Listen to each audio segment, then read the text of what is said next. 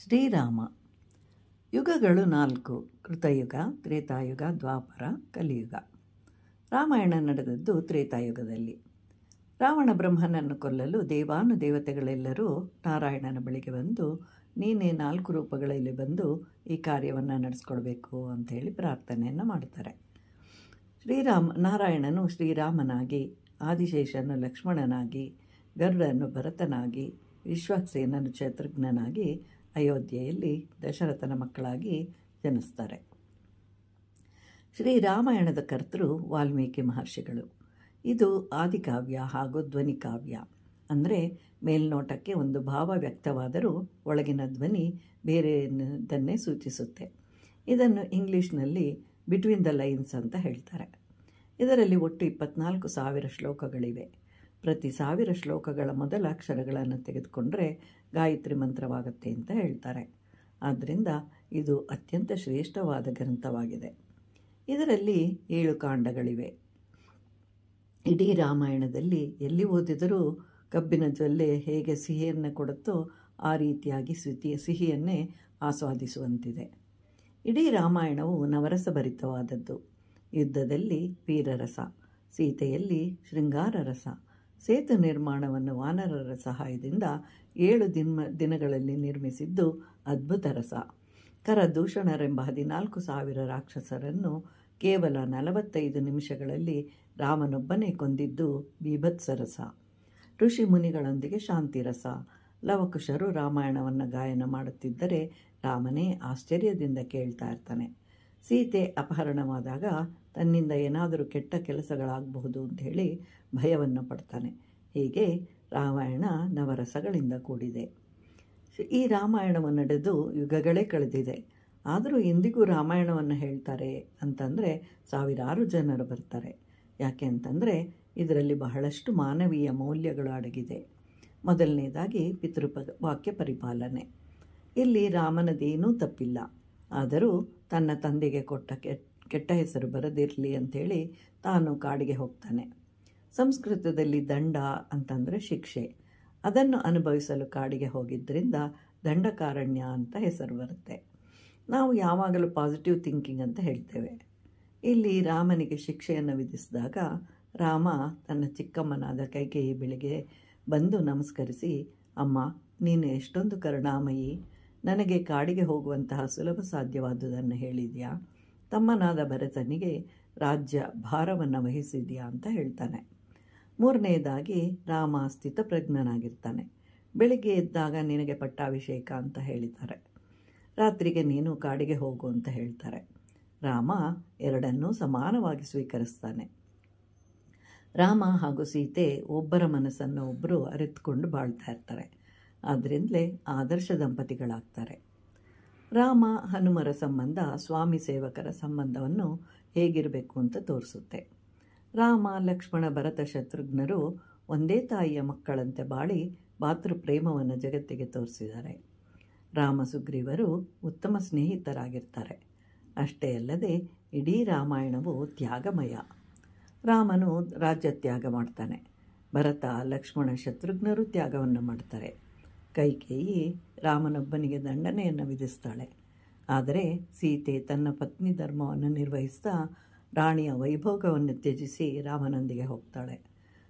ಲಕ್ಷ್ಮಣನು ಸಹ ರಾಜವೈಭೋಗವನ್ನು ತ್ಯಜಿಸಿ ರಾಮನೊಡನೆ ಹೋಗ್ತಾನೆ. ಹೋಗುವ ಮೊದಲು ಸುಮಿತ್ರೆಗೆ ನಮಸ್ಕರಿಸಿದಾಗ ಸುಮಿತ್ರೆ ಲಕ್ಷ್ಮಣನಿಗೆ, ಇನ್ನು ಮುಂದೆ ನಿನಗೆ ರಾಮನೇ ತಂದೆ, ಸೀತಾಮಾತೆಯೇ ತಾಯಿ, ಅರಣ್ಯವೇ ಅಯೋಧ್ಯೆ ಅಂತ ಹೇಳ್ತಾಳೆ. ಅಲ್ಲಿಂದ ಹೆಂಡತಿಯಾದ ಊರ್ಮಿಳೆಯ ಬಳಿಗೆ ಬಂದಾಗ ಅವಳು ರಾಮ ಸೇವೆ ಅನ್ನುವಂತಹ ತಪಸ್ಸನ್ನು ಆಚರಿಸಲು ಹೋಗ್ತಾ ಇದ್ದೀರಿ, ಅಲ್ಲಿ ನನ್ನ ಜ್ಞಾಪಕ ಬರದೇ ಇರಲಿ, ಬಂದರೆ ನನ್ನಿಂದ ನಿಮ್ಮ ತಪಸ್ಸಿಗೆ ಭಂಗ ಬರಬಹುದು ಅಂತ ಹೇಳ್ತಾಳೆ. ಮತ್ತೊಂದು ಸಲ ರಾವಣರ ಯುದ್ಧದಲ್ಲಿ ಲಕ್ಷ್ಮಣನು ಜ್ಞಾನ ತಪ್ಪಿದಾಗ ಹನುಮನು ಸಂಜೀವಿನಿಯನ್ನು ತರಲು ಹೋಗ್ತಾ ಇದ್ದಾಗ ಭರತನು ಯಾರೋ ರಾಕ್ಷಸನೆಂದು ಬಾಣವನ್ನು ಬಿಡ್ತಾನೆ. ಆಗ ಹನುಮನು ನಡೆದ ವಿಚಾರವನ್ನು ತಿಳಿಸಿದಾಗ ಕೌಸಲ್ಯೆ ತುಂಬ ದುಃಖ ಪಡ್ತಾಳೆ. ಆಗ ಸುಮಿತ್ರೆಯು, ಅಕ್ಕ, ದುಃಖಿಸಬೇಡಿ, ನನ್ನ ಇನ್ನೊಬ್ಬ ಮಗನನ್ನು ಕಳಿಸ್ತೇನೆ ಅಂತ ಹೇಳ್ತಾಳೆ. ಹೀಗೆ ಇಡೀ ರಾಮಾಯಣ ತ್ಯಾಗಮಯವಾಗಿದೆ. ರಾಮನು ಸೀತೆಯೊಂದಿಗೆ 10,000 ವರ್ಷಗಳು ಜೀವನವನ್ನು ಸಾಗಿಸಿರ್ತಾನೆ. ಸೀತೆ ಇಲ್ಲದೆ 1000 ವರ್ಷಗಳ ಕಾಲ ಜೀವಿಸಿರ್ತಾನೆ. ಆದರೆ ರಾಮಾಯಣವು ಪ್ರಾರಂಭದಲ್ಲಿಯೇ ರಾಮನಿಗೆ 12 ವರ್ಷಗಳು ಅಂತ ತಿಳಿಸುತ್ತೆ. ಬಳಿಕ 14 ವರ್ಷಗಳು ವನವಾಸದ ಕಥೆ ಇದೆ. ಆ ಬಳಿಕ ನಡೆದ ಕಥೆ ಏನೂ ತ್ಯಾಗವಿಲ್ಲದೆ ಇರೋದರಿಂದ ಅದನ್ನು ತಿಳಿಸಿಲ್ಲ. ಈ ರಾಮಾಯಣವನ್ನು ಶ್ರೀರಾಮಾಯಣ ಅಂತ ಹೇಳ್ತಾರೆ. ಶ್ರೀ ಅಂದರೆ ಲಕ್ಷ್ಮಿ. ಸುಂದರಕಾಂಡದಲ್ಲಿ ರಾಮನ ಪ್ರಸ್ತಾಪವೇ ಬರೋದಿಲ್ಲ. ಆದರೆ ಸೀತೆಯ ಪ್ರಸ್ತಾಪವಿಲ್ಲದೆ ಕಾವ್ಯವಿಲ್ಲ. ಆದ್ದರಿಂದ ಶ್ರೀರಾಮಾಯಣ ಅಂತ ಹೇಳ್ತಾರೆ. ಕೆಲವರು ಸುಂದರಕಾಂಡ ಓದಿದರೆ ಸಾಕು ಕೆಲಸ ಆಗುತ್ತೆ ಅಂತ ಹೇಳ್ತಾರೆ. ರಾಮಾಯಣ ಕಾಲಕ್ಕೆ ಸಂಬಂಧಿಸಿದ್ದು ವಿಶ್ವನಾಥ ಸತ್ಯನಾರಾಯಣ ಶಾಸ್ತ್ರಿ ಎಂಬುವವರ ಶ್ರೀರಾಮಾಯಣ ಕಲ್ಪವೃಕ್ಷ ಕಾವ್ಯದಲ್ಲಿ ಒಂದು ಕಡೆ ಹೀಗೆ ಹೇಳಿದ್ದಾರೆ: ರಾಮ ಇನ್ನೂ ಹಸುಗೂಸು. ಆಗ ಎಲ್ಲರೂ ಬಂದು ರಾಮ ಲಕ್ಷ್ಮಣರನ್ನು ಎತ್ಕೊಳ್ತಾ ಇದ್ರಂತೆ. ಆಗ ಯಾರಾದರೂ ಹೆಂಗಸರು ಎತ್ತಿಕೊಂಡ್ರೆ ರಾಮ ಸುಮ್ಮನೆ ಇರ್ತಾ ಇದ್ನಂತೆ. ಆದರೆ ಗಂಡಸರು ಎತ್ತಿಕೊಂಡ್ರೆ ಸಾಕು ಅವರ ಮುಖಗಳನ್ನು ಭುಜಗಳನ್ನು ತಡವುತ್ತಾ ಇದ್ನಂತೆ. ಲಕ್ಷ್ಮಣನು ಗಂಡಸರು ಎತ್ತಿಕೊಂಡರೆ ಸುಮ್ಮನೆ ಇರ್ತಾ ಇದ್ನಂತೆ. ಹೆಂಗಸರು ಎತ್ತಿಕೊಂಡ್ರೆ ಅವರ ಕಿವಿ ಮೂಗುಗಳನ್ನು ಮುಟ್ಟಿ ರಾಮನ ಕಡೆಗೆ ನೋಡ್ತಾ ಇದ್ನಂತೆ. ಯಾಕೆ ಅಂತಂದರೆ ರಾಮನದು ಕಾರಣ ಜನ್ಮ, ರಾವಣನನ್ನು ಸಂಹರಿಸಲು. ಆದ್ದರಿಂದ ಯಾರಿಗೆ 10 ತಲೆಗಳಿವೆ, ಯಾರಿಗೆ 20 ಕೈಗಳಿವೆ, ಅವರನ್ನು ಈಗಲೇ ಸಂಹರಿಸಿದರೆ ವೈಕುಂಠಕ್ಕೆ ಹೋಗಬಹುದು ಅಂತ. ಅದೇ ರೀತಿ ಲಕ್ಷ್ಮಣನು ಶೂರ್ಪನಖೆಯ ಕಿವಿ ಮೂಗುಗಳನ್ನು ಕತ್ತರಿಸಿದರೆ ಸ್ವಾಮಿಗೆ ಆದಿಶೇಷನಾಗಿ ಇರಬಹುದು ಅಂತ ಹೇಳಿ ಬಹಳ ಚಮತ್ಕಾರವಾಗಿ ಹೇಳಿದ್ದಾರೆ. ರಾಮೋ ವಿಗ್ರಹವಾನ್ ಧರ್ಮ ಅಂತಂದರೆ ಧರ್ಮಕ್ಕೆ ಒಂದು ರೂಪವನ್ನು ಕೊಟ್ಟರೆ ಅದು ಶ್ರೀರಾಮನಂತೆ ಇರುತ್ತದೆ ಅಂತ ಅರ್ಥ. ಅಂತಹ ಪ್ರೇಮಮಯಿ ಹಾಗೂ ಧರ್ಮಾತ್ಮನು ರಾಮ. ಆದ್ದರಿಂದಲೇ ಸುಪ್ರಭಾತದ ಪ್ರಾರಂಭವು ಕೌಸಲ್ಯ ಸುಪ್ರಜಾ ರಾಮ ಅಂತ ಹೇಳಿದ್ದಾರೆ.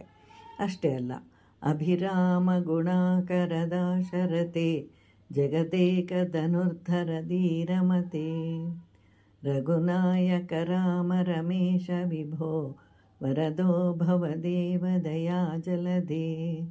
ಅಂದರೆ ಅಭಿರಾಮ ಅಂತಂದರೆ ಎಲ್ಲ ಗುಣಗಳನ್ನು ಒಪ್ಪಿಕೊಳ್ಳುವಂತಹದ್ದು. ಆಕರ ಅಂತಂದರೆ ನಿಲಯ, ಅಂದರೆ ಎಲ್ಲವೂ ಒಳ್ಳೆಯ ಗುಣಗಳೇ. ಸಮುದ್ರ ಅಂತಂದರೆ ಕೋಟ್ಯಾನುಕೋಟಿ ರತ್ನಗಳಿಗೆ ನಿಲಯ ಅಂತ ಅರ್ಥ. ದಾಶರಥಿ ಅಂತ ಕರೆದರೆ ರಾಮನಿಗೆ ಬಲು ಪ್ರೀತಿ. ಆದ್ದರಿಂದ ಕವಿ ಆ ಪದವನ್ನು ಬಳಸಿದ್ದಾರೆ. ರಾಮ ಅತ್ಯಂತ ಸುಂದರನಾಗಿರ್ತಾನೆ. ಆದ್ದರಿಂದ ಪುರುಷರು ಸಹ ವ್ಯಾಮೋಹಿಸ್ತಾ ಇದ್ದರು. ಅದೇ ರೀತಿ ಶರಭಂಗರ ಕಥೆಯೂ ಇದೆ. ರಾಮನಾಮದ ಮಹತ್ವವನ್ನು ಹೇಳ್ತಾ ಇರ್ತಾರೆ. ಏನಂದರೆ ರಾ ಅಂದರೆ ನಾವು ಮಾಡಿದ ಪಾಪಗಳೆಲ್ಲವೂ ಹೋಗುತ್ತೆ. ಮಾ ಅಂದರೆ ಸಾಕು 2 ತುಟಿಗಳು ಮುಚ್ಚಿಕೊಳ್ಳುತ್ತೆ. ಅಂದರೆ ಒಂದು ಸಲ ರಾಮ ಅಂದರೆ ಸಾಕು ನಮ್ಮ ಪಾಪಕರ್ಮಗಳೆಲ್ಲ ನಾಶವಾಗುತ್ತೆ ಅಂತ ಅರ್ಥ. ಇಡೀ ರಾಮಾಯಣವು ಅಣ್ಣ ತಮ್ಮಂದಿರ ಕತೆ. ರಾಮ, ಲಕ್ಷ್ಮಣ, ಭರತ, ಶತ್ರುಘ್ನರು ಧರ್ಮ, ಅರ್ಥ, ಕಾಮ ಹಾಗೂ ಮೋಕ್ಷಕ್ಕೆ ಸಂಕೇತವಾದರೆ ರಾವಣ, ವಿಭೀಷಣ, ಕುಂಭಕರ್ಣರು ರಾಜಸಿಕ, ಸಾತ್ವಿಕ ಹಾಗೂ ತಾಮಸಿಕ ಗುಣಕ್ಕೆ ಸಂಕೇತ. ವಾಲಿಯು ಕಾಮಕ್ಕೆ ಸಂಕೇತವಾದರೆ ಸುಗ್ರೀವನು ಕ್ರೋಧಕ್ಕೆ ಸಂಕೇತ. ಅದೇ ರೀತಿ ಜಟಾಯು ಮತ್ತು ಸಂಪಾತಿಯೂ ಸಹ ಅಣ್ಣ ತಮ್ಮಂದಿರು. ರಾಮನಿಗೆ ಹೆಸರನ್ನು ಇಡುವಾಗ ದೇವಾನುದೇವತೆಗಳೆಲ್ಲರೂ ಕಾಯ್ತಾ ಇರ್ತಾರೆ. ಆಗ ವಸಿಷ್ಠರು ಆಕಾಶದ ಕಡೆಗೆ ನೋಡಿದಾಗ ಅಲ್ಲಿ ನಾರಾಯಣ ಹಾಗೂ ಮಹಾದೇವರು ಕಾಣಿಸ್ತಾರೆ. ನಾರಾಯಣನ ಹೆಸರಿನಿಂದ 2ನೇ ಅಕ್ಷರವಾದ ರಾಕಾರವನ್ನು, ಮಹಾದೇವನಿಂದ ಅಕ್ಷರವಾದ ಮೊದಲ ಅಕ್ಷರವಾದ ಮಕಾರವನ್ನು ತೆಗೆದುಕೊಂಡು ರಾಮ ಅಂತ ಹೆಸರನ್ನು ಇಡ್ತಾರೆ. ಲಕ್ಷ್ಮಿಯನ್ನು ಅನುಸರಿಸುವವನು ಲಕ್ಷ್ಮಣ ಅಂತ, ರಾಜ್ಯಭಾರ ಹೊರುವವನು ಭರತ ಅಂತ, ಶತ್ರುರಹಿತನು ಶತ್ರುಘ್ನ ಅಂಥೇಳಿ ಹೆಸರುಗಳನ್ನು ಇಡ್ತಾರೆ. ಆದರೆ ರಾಮನನ್ನು ಶ್ರೀರಾಮಚಂದ್ರ ಅಂತ ಹೇಳ್ತಾರೆ. ಯಾಕೆ ಅಂತಂದರೆ ರಾಮನು ಬೆಳಗಿನ ವೇಳೆಯಲ್ಲಿ ಜನಿಸಿದವನು. ಬಹಳ ಸುಂದರನಾಗಿರ್ತಾನೆ. ದೇವತೆಗಳೆಲ್ಲರೂ ಶ್ರೀರಾಮನನ್ನು ದರ್ಶಿಸಲು ಬರ್ತಾ ಇರ್ತಾರೆ. ದರ್ಶಿಸಿದ ಎಲ್ಲ ದೇವತೆಗಳು ರಾಮನನ್ನು ವರ್ಣಿಸ್ತಾ ಇರ್ತಾರೆ. ಇದನ್ನು ಕೇಳಿಸಿಕೊಂಡಂತಹ ಚಂದ್ರನು ಬಹಳವಾಗಿ ದುಃಖಿಸ್ತಾನೆ.